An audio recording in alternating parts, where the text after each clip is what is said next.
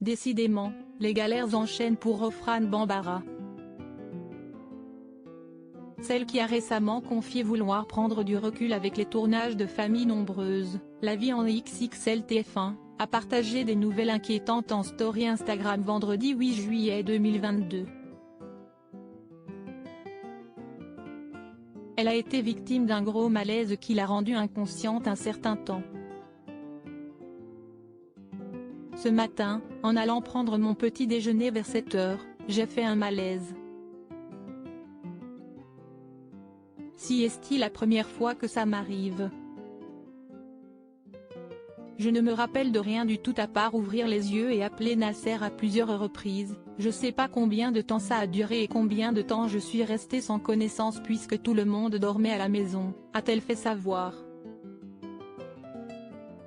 Les pompiers ont alors dû intervenir pour la transporter aux urgences où le verdict est tombé, Rofrane a fait une crise d'épilepsie.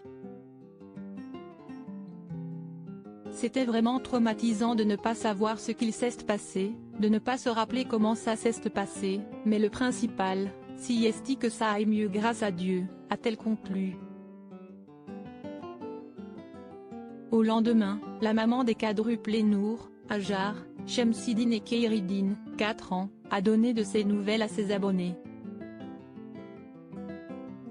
Depuis hier, je suis hyper fatiguée mais bon je me repose. Je n'ai pas fait grand-chose, j'ai ma belle-mère qui est à la maison, ma sœur, mes belles-sœurs. Donc si est-il vrai que ça fait chaud au cœur. Je sais qu'elle gère tout donc je me repose, je prends soin de moi, s'est-elle d'abord réjouie. Ça aurait pu être beaucoup plus grave. Rofrane Bambara a ensuite expliqué ne toujours pas se rappeler des événements et des circonstances de sa crise, si ce n'est s'être retrouvée dans le coaletard. Je galère à parler parce que je suis tombée sur le côté et j'ai mordu ma langue. Heureusement que je ne suis pas tombée en arrière. Si est quand même assez traumatisant, je ne vous le cache pas. J'ai négro sur la patate parce qu'on enchaîne les galères.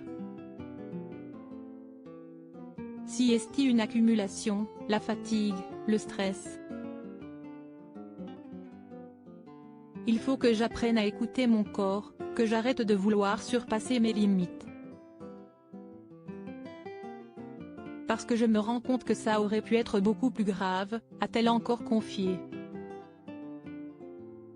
Il est vrai que ces derniers mois ont été particulièrement éprouvants pour la jeune femme, affaiblie par des problèmes de santé. Avant cet épisode, on lui diagnostiquait des lésions au niveau du cerveau qui lui ont laissé quelques séquelles importantes. Je sens mon bras qui est lourd. J'ai une gêne au niveau de mon œil, mais il s'ouvre. Mais si est plus au niveau de la jambe où je ne marche pas, résumait-elle.